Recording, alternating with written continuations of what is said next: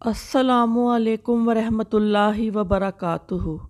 एक शख्स फ्रांस के एयरपोर्ट पर वज़ू कर रहा था।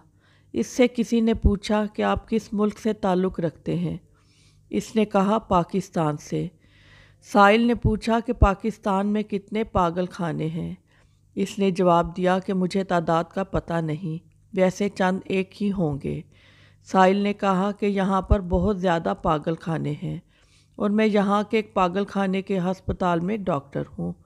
मेरी पूरी उम्र इस तहकीक में गुजरी है कि लोग पागल क्यों होते हैं और पागलपन से बचने के लिए क्या क्या एहतियाती तदाबीर इख्तियार करना ज़रूरी है।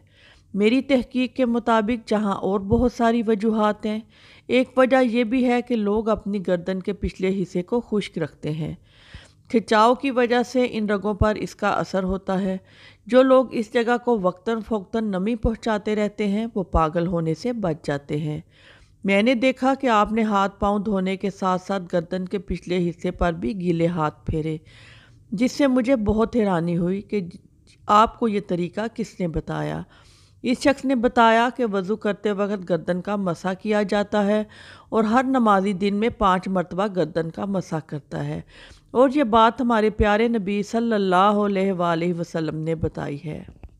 डॉक्टर कहने लगा कि इसीलिए आपके मुल्क में लोग कम तादाद में पागल होते हैं। अल्लाह अकबर। एक डॉक्टर की पूरी ज़िंदगी की तहकीक नबी अलैहिस्सलाम के बताए हुए एक छोटे से अमल पर आकर ख़त्म हो गई। वीडियो पसंद आए तो आपसे रिक्वेस्ट है, वीडियो को लाइक कीजिएगा, शेयर कीजिएगा और बहुत सी अच्छी अच्छी वीडियो देखने के लिए चैनल को सब्सक्राइब भी कीजिएगा। बहुत शुक्रिया। अल्लाह हाफिज़।